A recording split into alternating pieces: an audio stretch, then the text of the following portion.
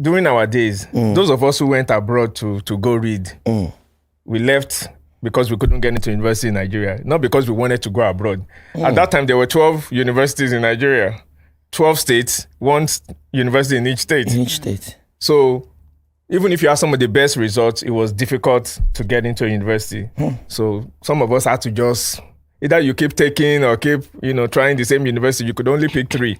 So if you couldn't after your second, third, or, look, I beg, your parents will say, oh, yeah, come and go abroad. But those who went abroad, it wasn't a opposing thing then. It was like last resort, like, okay, just quickly go and read and come back. That was the intention. Wow. It was never in this same Nigeria. Nigeria was good then.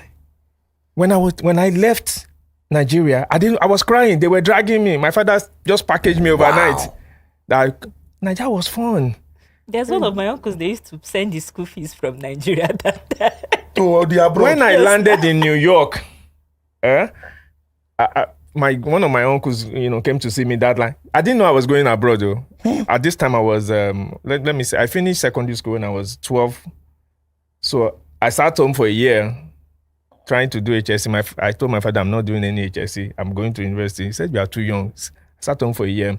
Went to FSS. So at 14, I headed to America. He just packed my load because my house now so girls. I go sit down. Guess this one go visit for morning, this one for afternoon, this one for night. I tried to be like a exam material. So my father saw the trend and said, this one, if we no quick send them off, it go spoil everywhere. So he just packaged me overnight.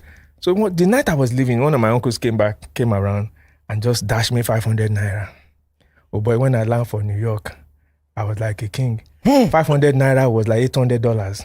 Whoa! Yeah. 500 naira was $800. How much was a brand new Peugeot? A brand new Peugeot then was 1,002. Wow. So for somebody to put down for pocket, dash you 500 naira. So those of us that were leaving to go abroad, we wanted to rush back because Nigeria was good. And that's why it pains me for this generation because they've never seen Nigeria good.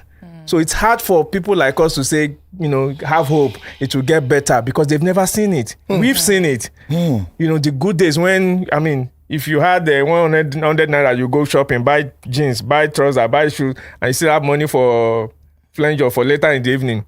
But because they've never seen it, it's hard. So when we were going abroad to read, the intention was graduate quickly and rush back. And that's what Kenny and myself did. As soon as we graduated, as a matter of my master's I did in 9 months. Wow. I was in a hurry to get back to Nigeria.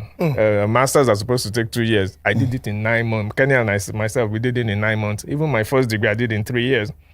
Because we wanted to come back. I left my degree, I didn't even collect. Oh, wow. Me and Kenny, we didn't collect our degrees. We collected it maybe 3 years later. We came to Nigeria.